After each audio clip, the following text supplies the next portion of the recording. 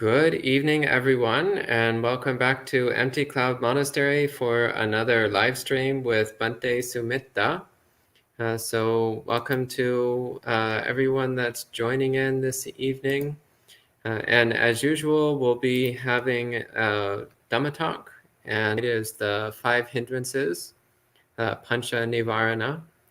And you're welcome to type in questions at any time, and I'll read them out at the end for Bhante Sumitta.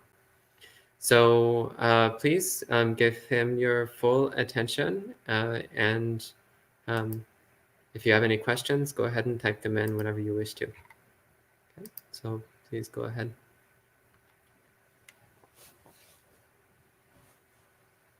Samantha Chakravalesu Atra Gachantu Devata Sadhangmang Munirajas Sunantu Sagga Mokkhadan Dhamma Savana Kalo Ayang Bhadantha Dhamma Savana Kalo Ayang Bhadantha Dhamma Savana Kalo Ayang Bhadantha Namo Tassa Bhagavato Arahato Samma Sambuddhassa Namo Tassa Bhagavato Arahato Samma Sambuddhassa Namo Tassa Bhagavato Arahato Samma Sambuddhassa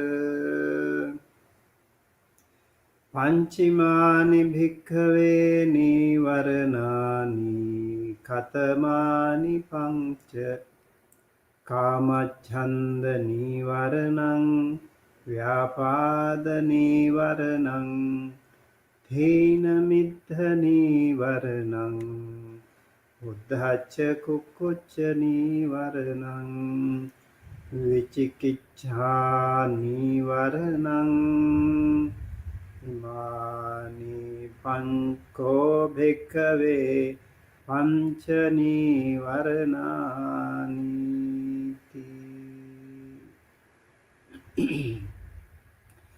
My utmost respect to the perfectly enlightened Samma Sambuddha, the noble doctrine of the Buddha, and the noble Mahasangha, the disciples of the Buddha. Hello, everybody. Welcome to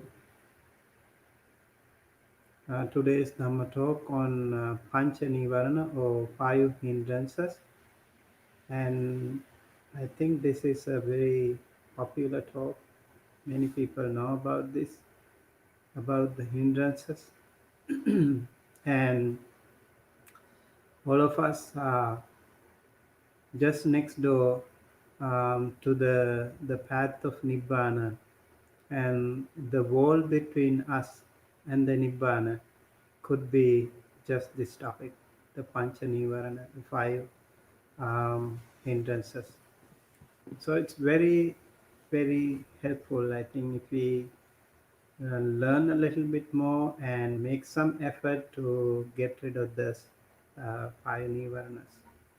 And the Buddha has discussed in so many different suttas about this pañca-nīvaraṇa. I found over 2,200 suttas where the Buddha has discussed about this wonderful teaching on the pañca-nīvaraṇa. There are many references. So there is a sutta called Nivarana Satipatthana Sutta in uh, Savatthi-Nidāna, and there also the Buddha talks about these five Nivaranas straight away.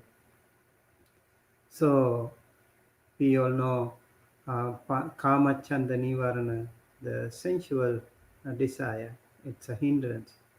And Vyapada Nivarana, ill will, is a hindrance. Hinamita Nivarana, sloth and drowsiness, or sloth and stupor, also is a hindrance. And then Uddhacha Kukucha, that is restlessness and anxiety, or some even call it stupor. That's another hindrance. So the other one is Vichikicha Nivarana, the uncertainty or the doubt. This is another hindrance. These are the five hindrances that we have. And the Buddha say these five hindrances actually um, cut or shut or cover our path to Nibbana. It's really difficult if we cannot get rid of these five nivaranas to achieve the samadhi. Without samadhi, there will be no panya, and without panya, there will be no nibbana. So it's really important that we pay a little bit more attention to that, especially when it comes to meditation. Nivarana will be the real enemy, and Nivarana will be the real hindrance and real debacle that all the practitioners face.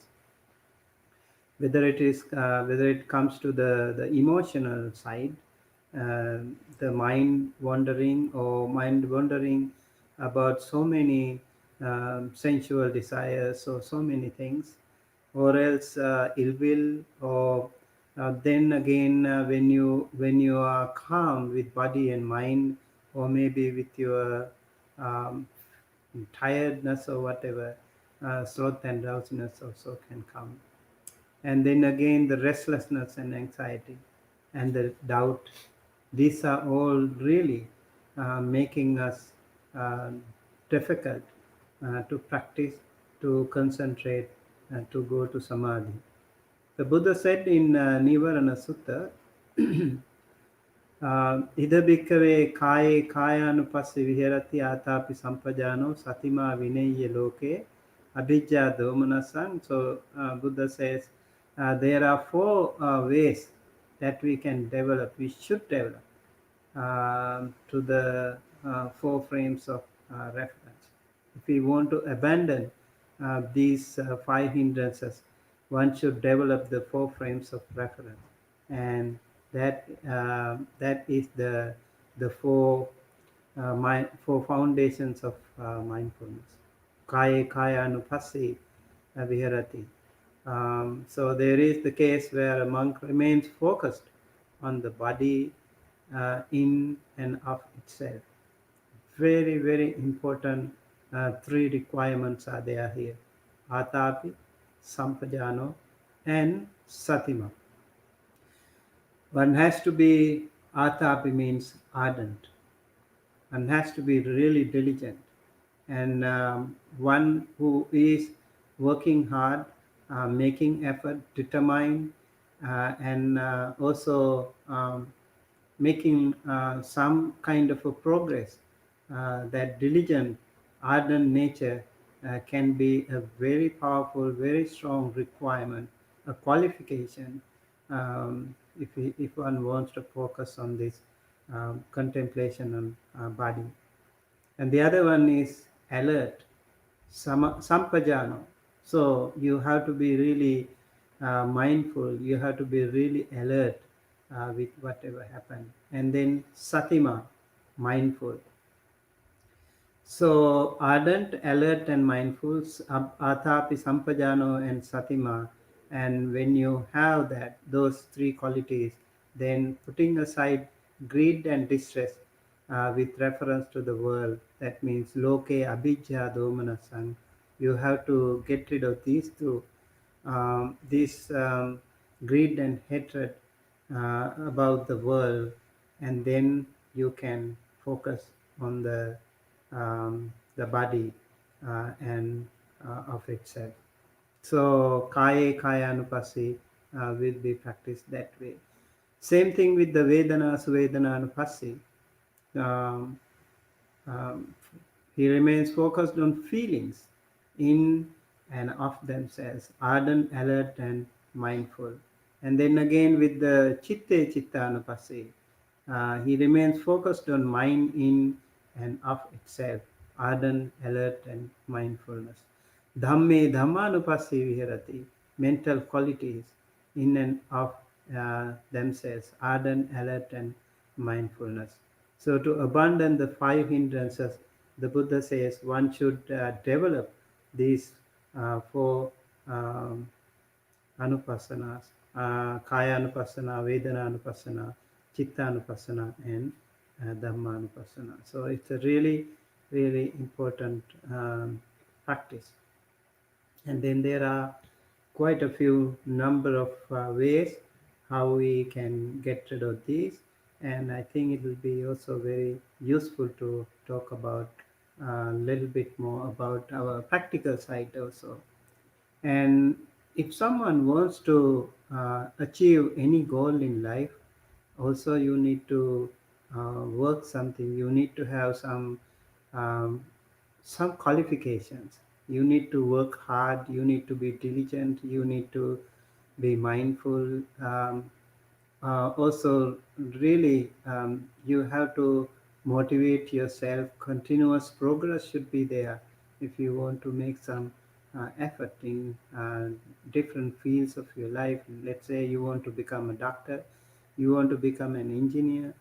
Even then, you have to really work hard. If not, it will not come to you just like a piece of cake.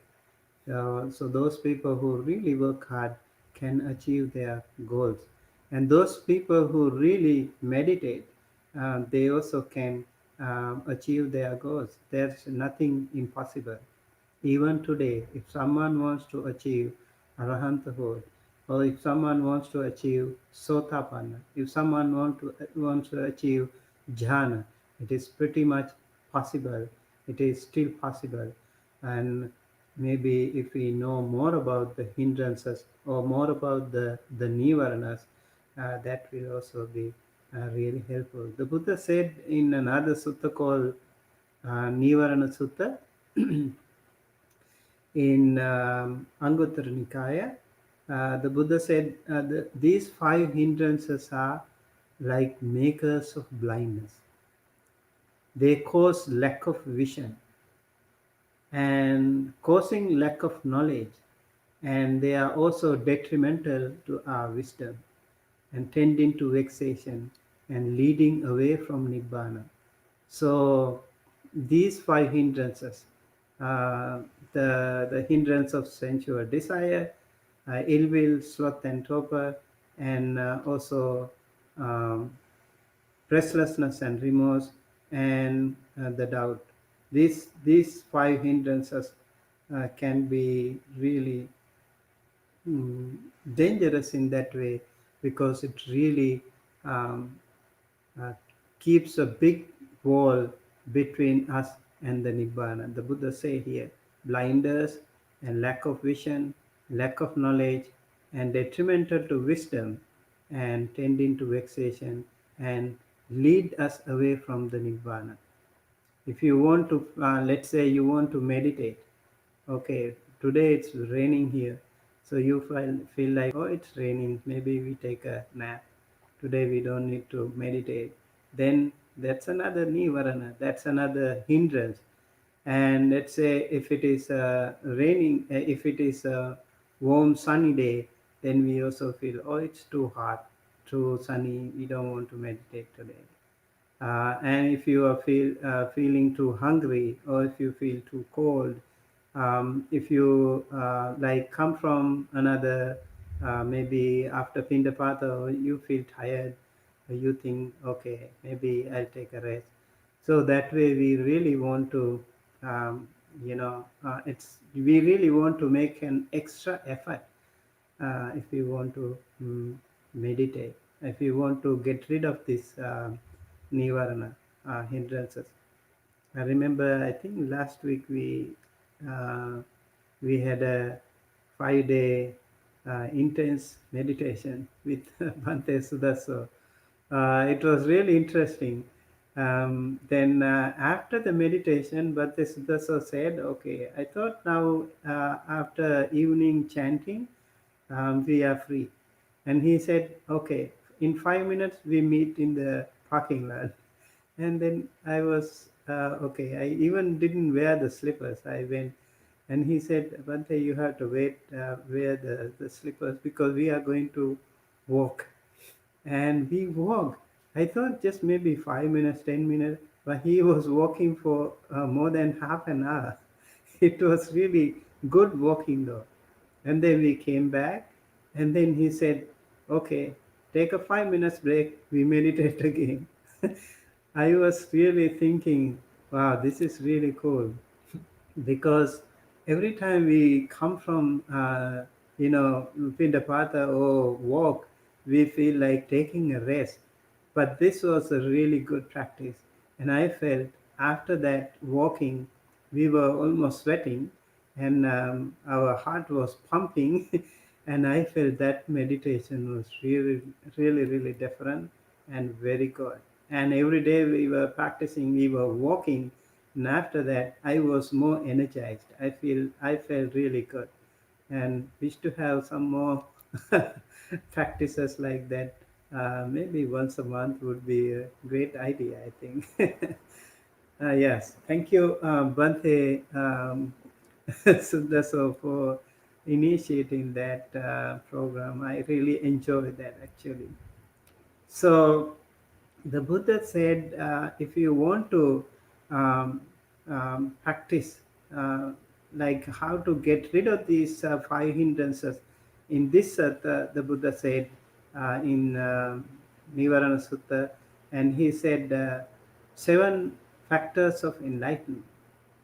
These are the way that we can get rid of the five hindrances.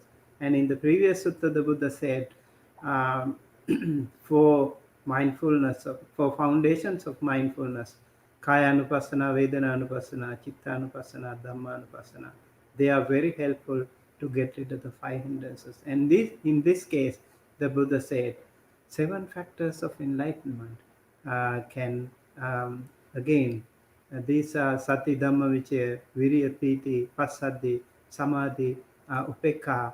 These 7 factors of enlightenment can also help us um, get rid of the five hindrances. Really, really important that many of these are also somehow interrelated.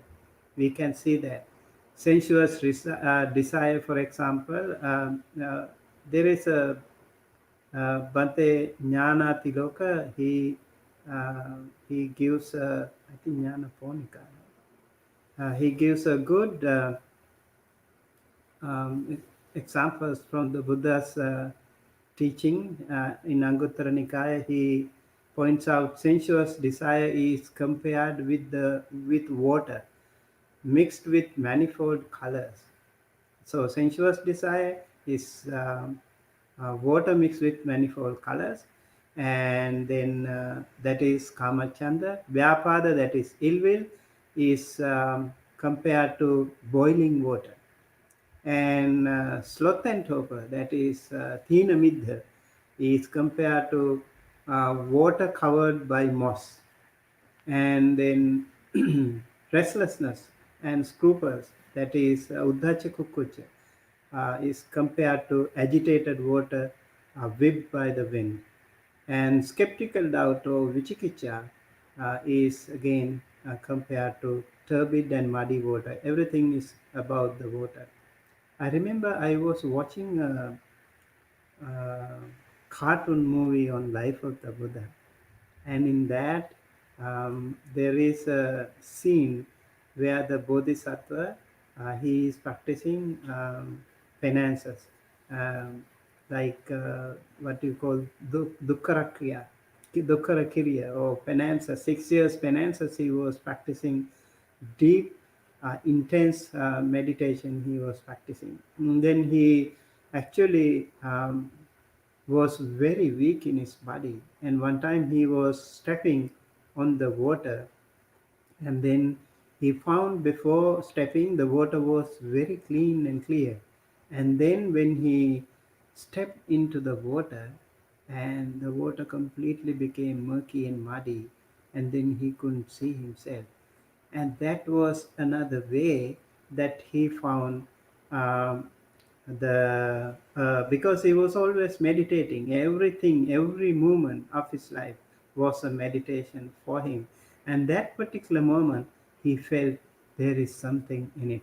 And that was the way he actually started getting rid of that intense penances. And rather than practicing that way, he wanted to get rid of that. He wanted to switch to the middle path, Majjhima Patipada.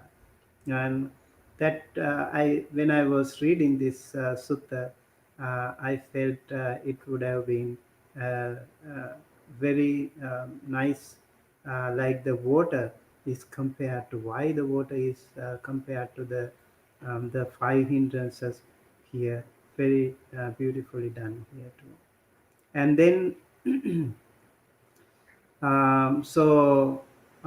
in many cases, the thing is, with we have these five hindrances, and then one cannot clearly understand one's own benefit. And because of this problem, you cannot see things properly. And then regarding the temporary suspension of the five hindrances, you have to then enter the jhanas. And when you enter the jhanas, then you can also get rid of the five hindrances. If you can temporarily subside the five hindrances, there is the great way. There is a pretty uh, useful way that you can also hide from the Mara. It is also mentioned in the suttas that those who enter the jhanas will be away from the Mara. And if you do not enter the jhanas, if you are away from the jhana, then Mara will always have a control over you. Mara cannot see you. Mara will be blindfolded when you enter the jhana. So that's another way that you can actually get rid of the tempter, the Mara. Practicing jhana. And in another sutta, I remember the five jhanic factors are also mutually um, helpful in getting rid of those five hindrances. Vitakka, Vichara, Piti, Sukha, Ekaggata, the five jhanic factors. They are also helpful in getting rid of the five hindrances. So, uh, in uh, in Anguttara Nikāya, another sutta, it is said, he has cast away sensuous desire. He dwells with a heart free from sensuous desire, free from uh, desire. He cleanses his heart.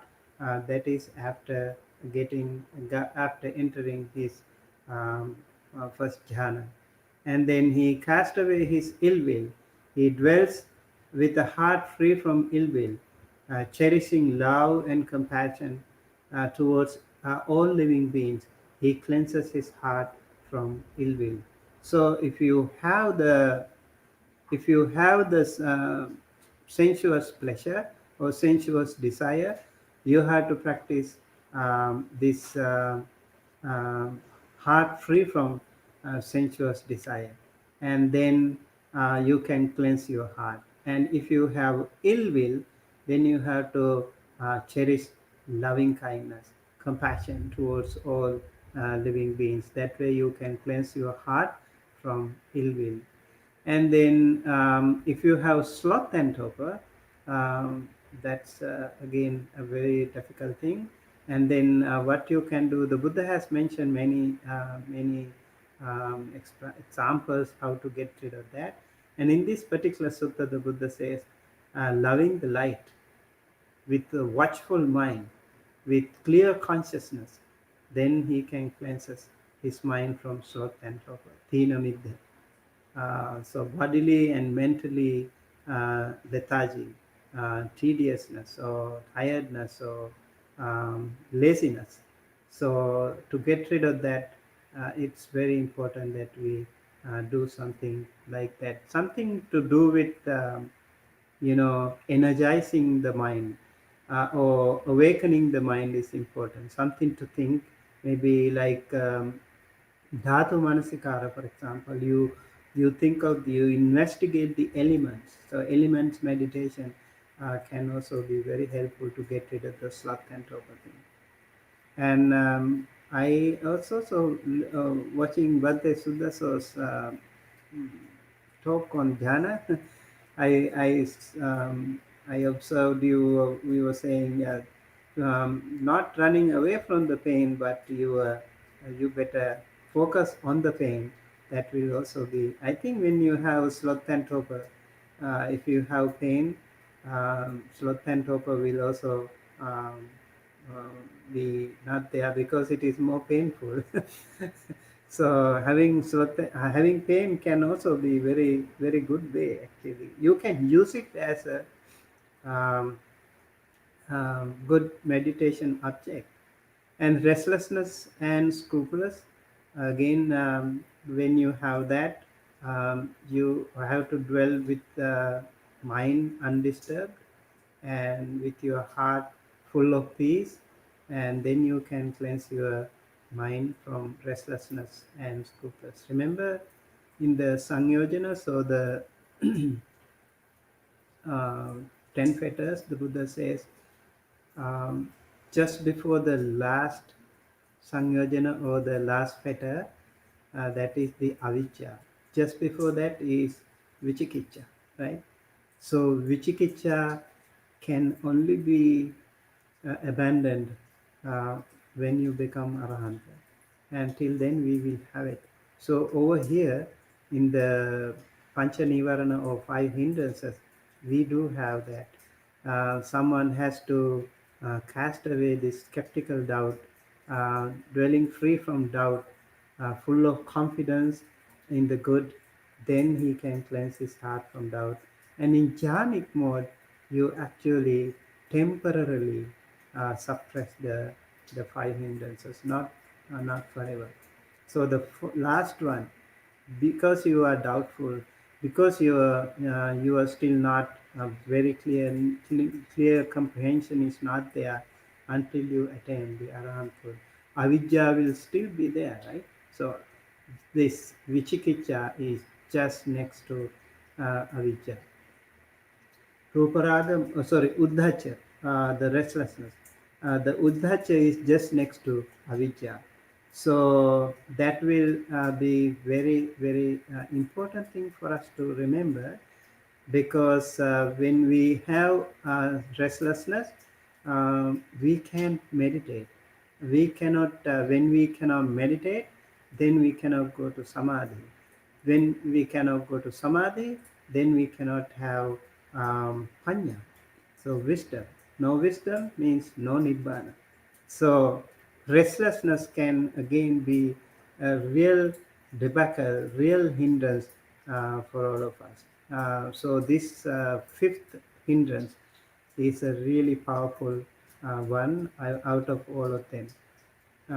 So therefore the Buddha said these can paralyze our mind. These are called paralyzing defilements of the mind.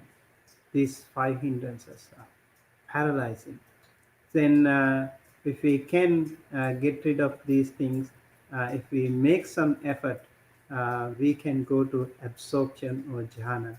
And also it is said there are three levels of getting rid of the defilements. One way is tadanga, that is very temporary, getting rid of the defilement. Just like when you listen to a good Dhamma talk, I don't know if you listen to this Dhamma talk, you will be happy. So if you are, it's okay, good. And maybe yes, some when we listen to certain Dhamma talks, also we feel many other Dhamma talks. In fact, we feel very good. We don't generate unwholesome thoughts. We really feel peaceful and calm when we listen to a guided meditation or we listen to a chanting. We also feel very peaceful and calm, and that will be a very, very temporary suppression of our defilements.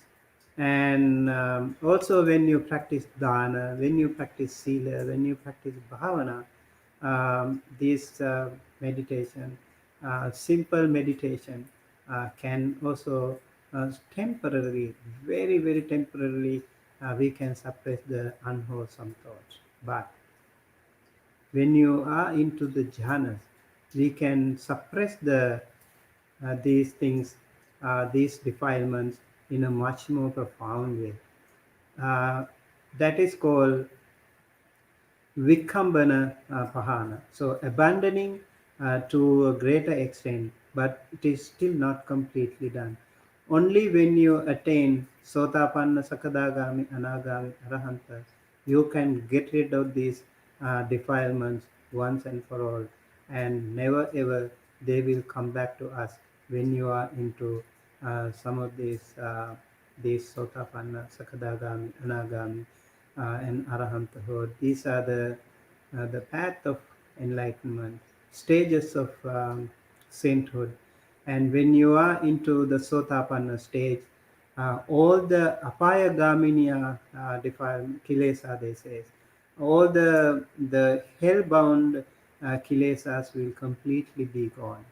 And when you are into Sakadagami, the gross Kamachanda and gross Patigha, ill will, that is sensual pleasure and ill will be gone. And when you are into Anagami, the non-returner stage, uh, your even Anusahagata, that means subtle lust, subtle sensual pleasure, and subtle ill will also be gone.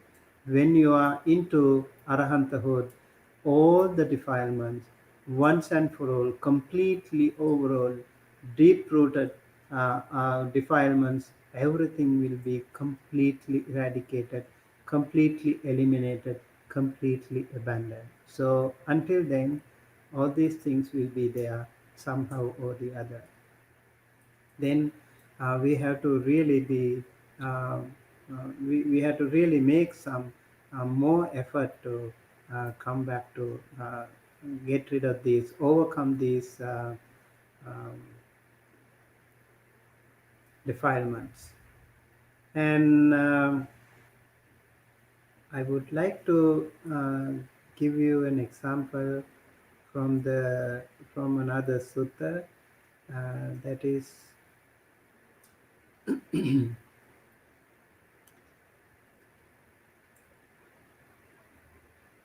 so whenever Nyanaponika gives Samyutta Nikāya quote, just as monks this body lives on nourishment, lives dependent on nourishment, does not live without nourishment.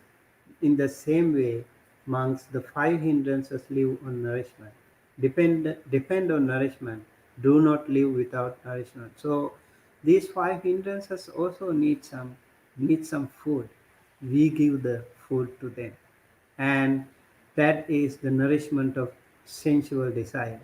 There are beautiful objects, frequently giving unwise attention to them, and this is the nourishment for the arising of sensual desire that has not yet arisen, and the nourishment for the increasing and strengthening of sensual desire that has already arisen. So if we do not pay attention, if we are not mindful, whenever we see a beautiful picture, whenever we hear a beautiful or very pleasant sound, whenever we have a pleasant smell, or whenever we eat pleasant food, or whenever we have a pleasant touch, then we will feel, we will be feeding this hindrance. We will feed the sensual pleasure. That is the nourishment for the sensual pleasure. And the same thing with the ill will too. When we have, there are objects causing aversion, ill will, anger, and if we do not pay attention to them, what will happen? Unconsciously, we will give nourishment to the ill will, and unconsciously, we will feed continuously. We will feed them, and same thing with the sloth and torpor, listlessness, lassitude, or stretching of the body, and drowsiness after the meals, mental sluggishness, and frequently giving unwise attention to that will also be actually feeding the sloth and torpor. And same thing with the restlessness and remorse. And there is unrest of mind, frequently giving unwise attention to that unrest of mind can be feeding, can be a nourishment to uh, the remorse, restlessness and remorse. And then there are things causing doubt, frequently giving attention to them, that will be again the nourishment for the doubt. So this way, we have all these sensuous desire, ill will, sloth and torpor, restlessness and worry, and skeptical doubt. They are like bad companions that like to hang around, and there is a way to get rid of them. So, as we mentioned before, one way of focusing or developing the four foundations of mindfulness. And then again, we learned another one, the seven factors of enlightenment. And over here in this sutta, the Buddha says, conquest the five mental hindrances can be achieved by starving them. Do not give food to them. So if you don't feed them, then you can de-nourish them, and that's another way to get rid of the sensual, these five hindrances. In a very important sutta, the Buddha discusses about the five hindrances, and I think out of them, I would like to talk a little bit more about um, the Thinamidda. Thinamidda is really a very difficult thing that we have. Thinamidda is bodily and mentally um, laziness. So it happened to all the other great monks too. One of the great monks who encountered this thing was Venerable Moggallana. You know, Venerable Moggallana was the foremost among those mystic powers. He could perform so many wonderful miracles, miraculous powers he had. And many cases, the Venerable Moggallana was assigned by the Buddha even to go to the heaven and interview even the god Sakka. And there are so many cases where he had the opportunity to meet so many wonderful devas and brahmas and all even the other celestial being, plus the woeful state, those people, the hungry ghosts and all. He has interviewed many too. He could do so many wonderful miraculous powers. One day, just after he became a monk, he became a disciple of the Buddha. He was really, really working hard. Remember, Venerable Sariputta or Upatissa, his friend, was the one who first attained Sotapanna. And then he went to his friend Kolita, that was Moggallana, and he recited the same thing, and he became Sotapanna too. Now both of them wanted to become Buddha's followers, wanted to enter the order, they became monks. And after that, it is said Venerable Moggallana was working so hard. Venerable Moggallana was working so hard, and it is said he was, even in the night time, he was walking most of the time, trying to attain Arahanthood. And one day the Buddha saw him. He was nodding. He was actually, while meditating, he had also, like many of us do, while meditating, he was nodding. So this sutta is called what do you call Pachalaya, Pachala Sutta. It is also called Pachalaya Mana Sutta or Moggallana Sutta also. Pachalaya Mana is nodding off. So Venerable Moggallana was nodding off, and the Buddha saw him. Buddha was far, far away from him actually, and then Buddha immediately went. It is said, Seyatapi nama balava puriso sammijitangma bahang pasare, like a strong man when he bends his arm, it doesn't take much time, right? Samminjitangva bahang pasaraya pasaritangva bahang samminjaya. So just like stretching by a very powerful man, the Buddha appeared in front of Venerable Moggallana, and he sat there, and then he asked Moggallana, "Are you nodding?" When he was doing it, "Are you nodding, Moggallana?" And then you can't fool the Buddha. You cannot say no. You have to say, "Yes, Bhante, I'm a Bhante." He had to accept that.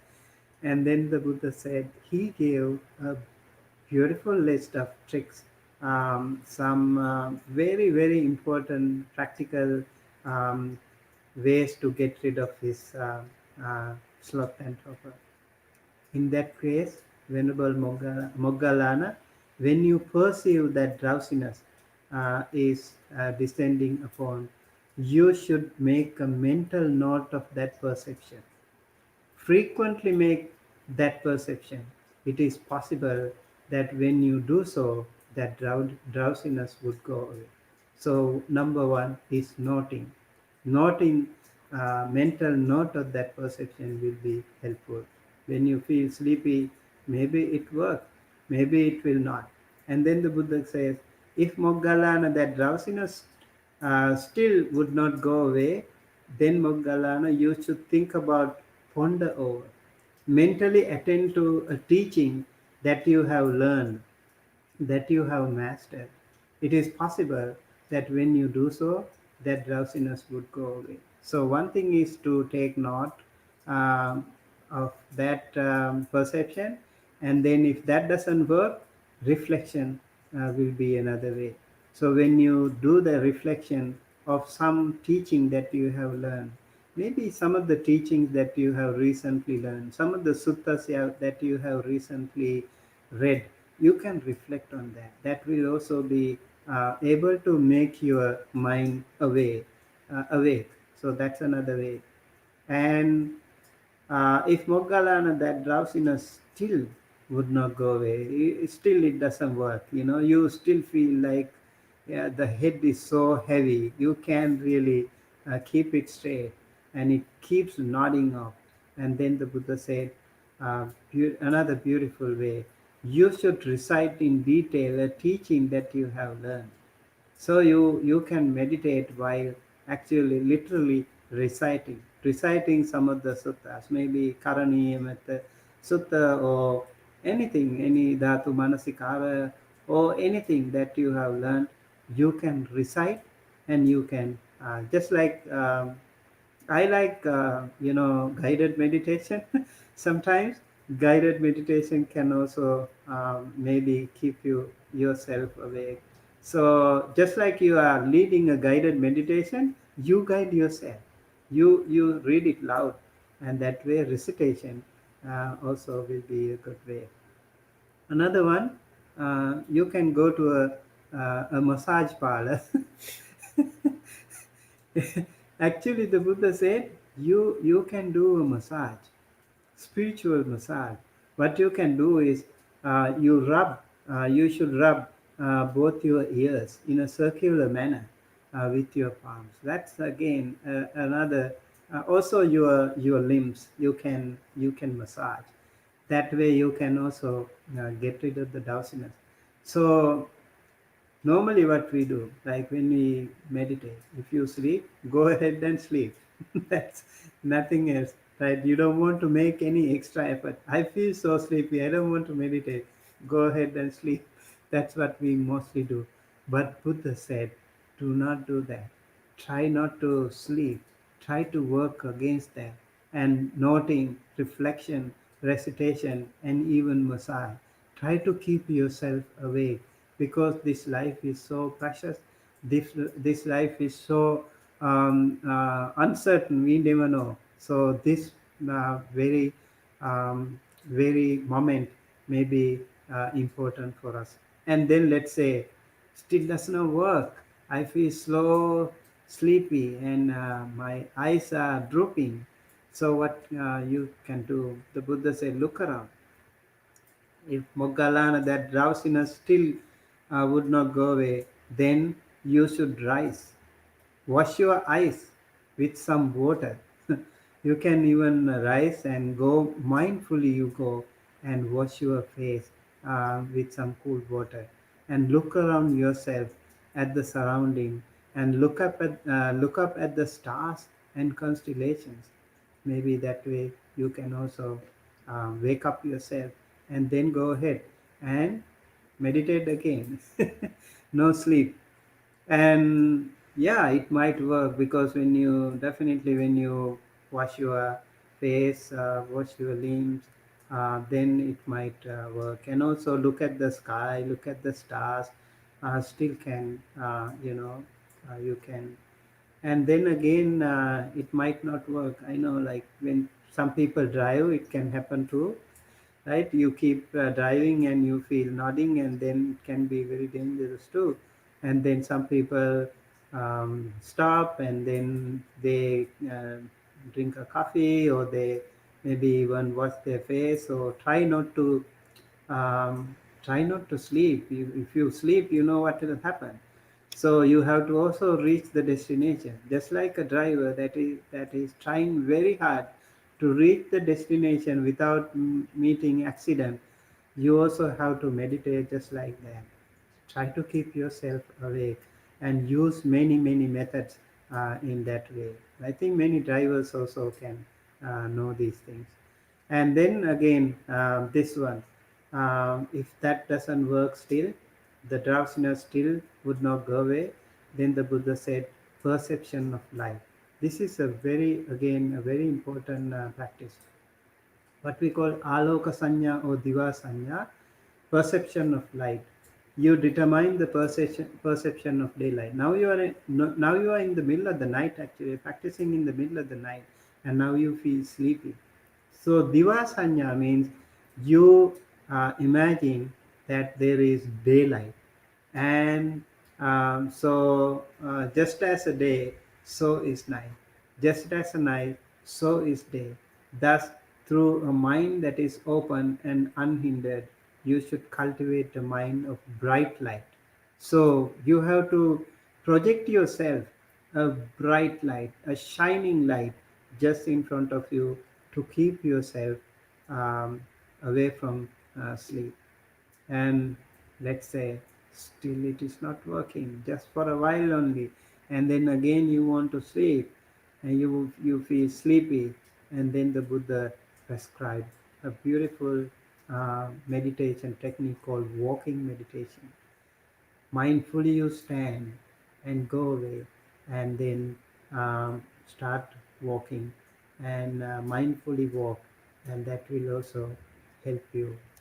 So drowsiness, you should perceive in before and after, determine in walking back and forth, and turning your senses inward. Try to focus more inward and more strenuous in your attention, keeping your mind from straying outward. In when you have this walking meditation, you need to make sure that your senses, you are turning your senses inward, not outward.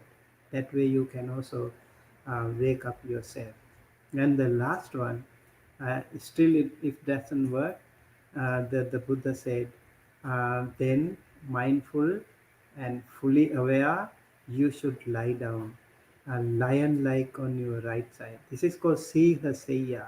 You keep your uh, the legs one on each other, and also side to yourself, and then placing foot on foot, keeping in mind the time of rising. And remember that, let's say you take a rest at 10 or 11 p.m. or whatever, and then you make sure, I'm going to wake up 11:30, I'm going to wake up 12 o'clock. So you remember the time to wake up to. And those days they didn't have smartphones to wake you, and they didn't have alarm clocks. So that's the way they did.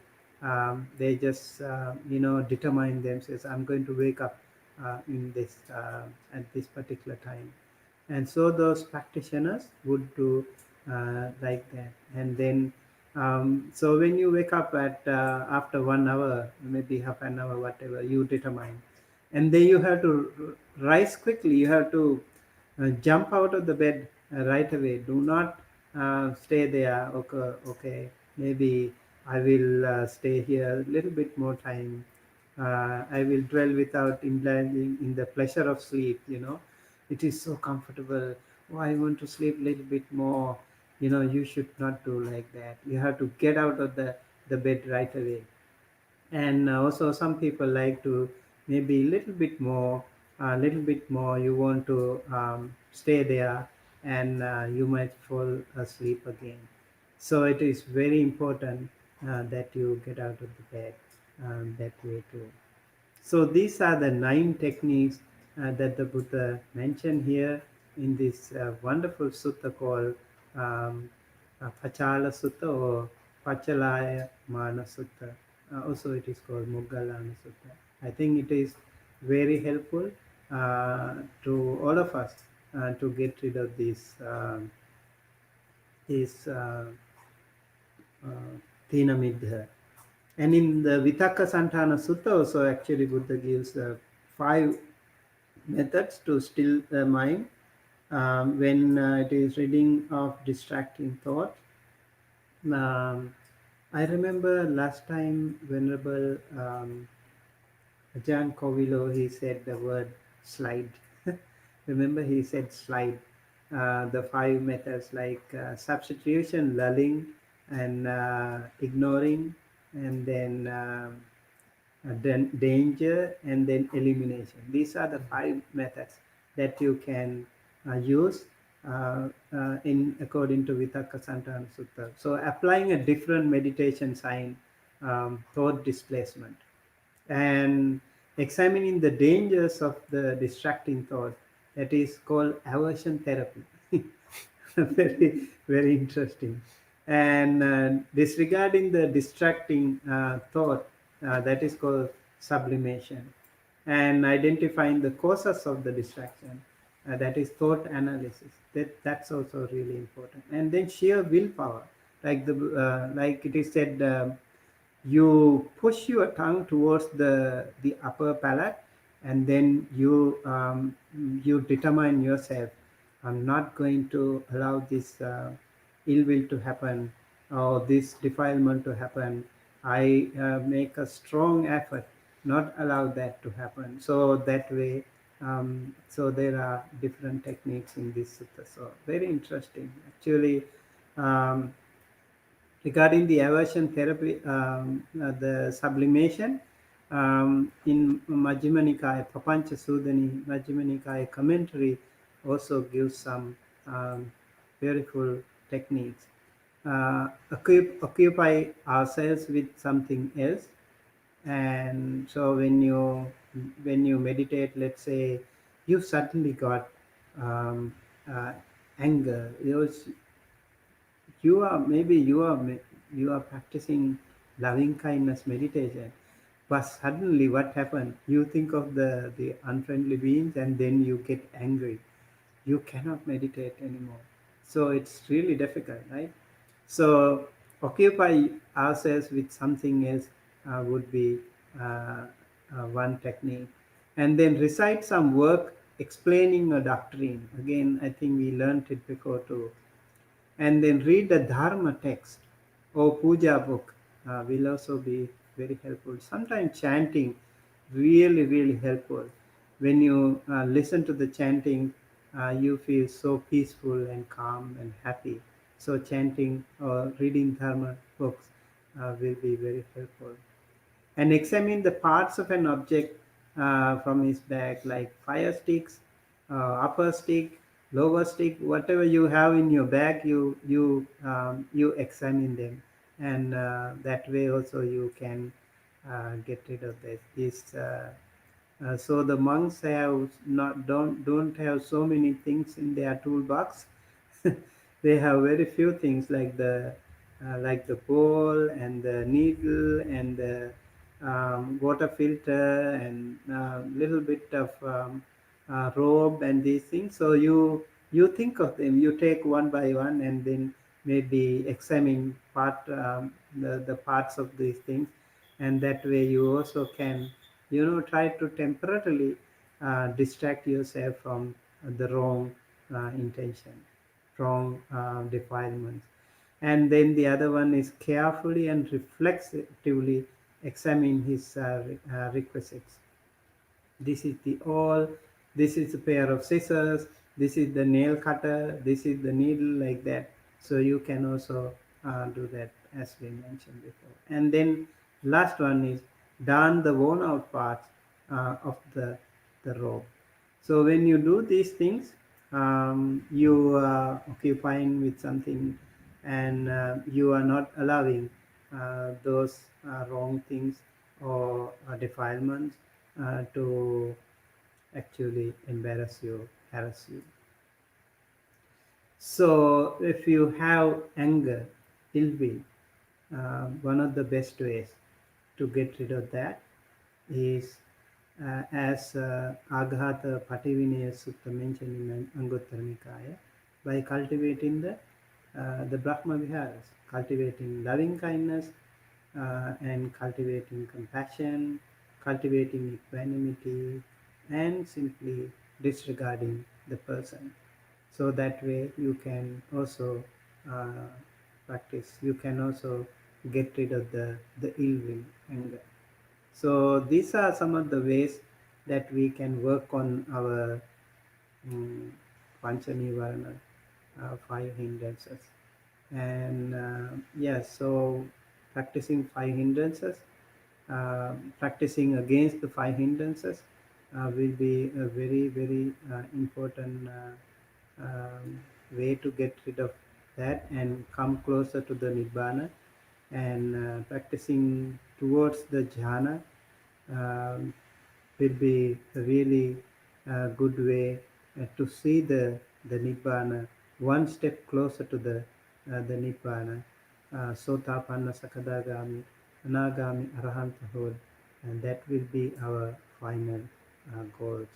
And I hope and wish that all of us would be able to get rid of the sensual pleasures, get rid of the uh,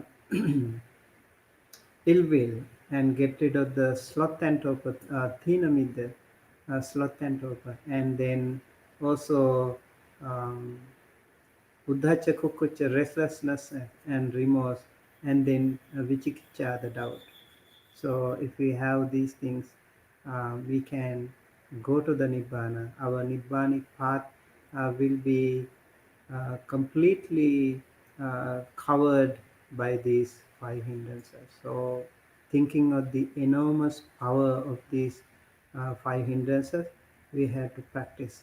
We have to work against that, and hopefully, may all of us be able to uh, work against them, and may all of us be able to practice something that we can get rid of the five hindrances, and may all of us be able to achieve jhana.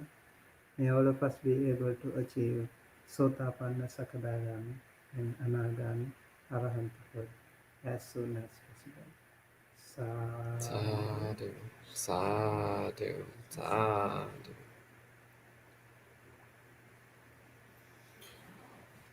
Well, thank you, Bhante Sumitta, for that wonderful talk on the five hindrances.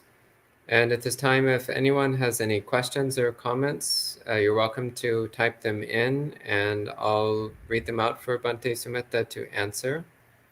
I actually don't see any questions showing up in the comments. So we'll give it a moment. If you have any questions, please bring them in this time. Otherwise, we might end a bit early tonight.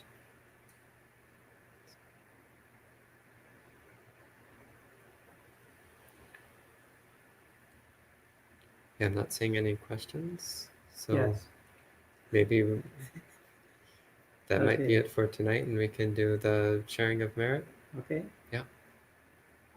All right. So thank you very much, everyone, for joining us today with the Dhamma talk on Nivarana, so five hindrances. And hopefully, if we work on these five hindrances, that will help us get rid of this samsara. And I wish and pray that by the power of listening to this Dhamma talk, we learn something new, or we consolidate our own previous knowledge, and we also strengthen our own right view, and that way we are one step closer to the Nibbana. By the power of this, we also generate some good merit, some good positive energy. By the power of that, may all of you, your family members, your friends and relatives, all your people in your community, everyone in your country, everyone in the world be blessed by the Buddha Dhamma Sangha. May all of you be well, happy, healthy, safe wherever you are.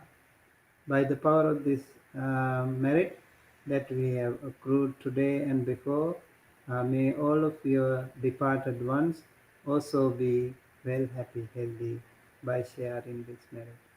We will also not forget all the devas and other celestial beings, all the other sentient beings everywhere in the world. May they also be shared with this merit, receive this merit, and may they be also well, happy, healthy. Um, and may all of us be able to live our life according to the Dhamma, close to the Dhamma, and may all of us be able to live along with wonderful Kalyana with the friends, and may all of us be able to get rid of this samsara as soon as possible and attain the supreme bliss of Nibbana. Thinking thus, keep your palms together close to your heart and say Sadhu, Sadhu, Sadhu, sadhu. Let us transfer merits to all devas and other beings. May they receive this merit, be well, happy, healthy, safe, wherever they are. May they attain the supreme bliss of Nibbana. Ittavata-cham-hehi sambhatam punya-sampadam sabbe devanumodantu sabba-sampatti-siddhya. Ittavata-cham-hehi sambhatam punya-sampadam sabbe bhutanumodantu sabba sampatti siddhya. Ittavata ca amhehi sambhatam punya sampadam sabbe sattanumodantu sabba sampatti Siddhi Siddhiyam. May all the departed ones also receive this merit, share this merit, be well, happy, healthy, safe, wherever they are. May they also attain the supreme bliss of Nibbana. Thinking thus, let us recite this. Idang me ñātinang hotu sukhita huntu ñātayo. Idang me ñātinang hotu sukhita hontu ñātayo. Idang me ñātinang hotu sukhita hontu ñātayo. By the power of this great merit, may all of us be able to associate wonderful Kalyana Mitra friends all throughout our life, all throughout our samsara, until we attain the supreme bliss of Nibbana. Thinking thus, let us recite. Imina punya kammena mame bala samagamu sathang samagamu hotu yava nibbana pattiya. By the power of all these merits, may we all be able to attain the supreme bliss of Nibbana, the absolute peace and happiness at the end of our samsara. Thinking thus, let us recite. Idang me punyang asavakkaya vahang hotu sabba dukkha pamuncatu sabba bhaya pamuncatu sabba roga pamuncatu. Sabbitiyo vivajjanto sabbarogo vinasato mate bhavatvantarayo sukhe digayuko bhava abhivadana silis nichang uddhapachayino chattaro dhamma vadhanti Ayuvanno sukhang balang ayurarogya sampatti sagga sampatti mevacha ato nibbana sampatti iminate samijjhatu. Sadhu. Sadhu, sadhu.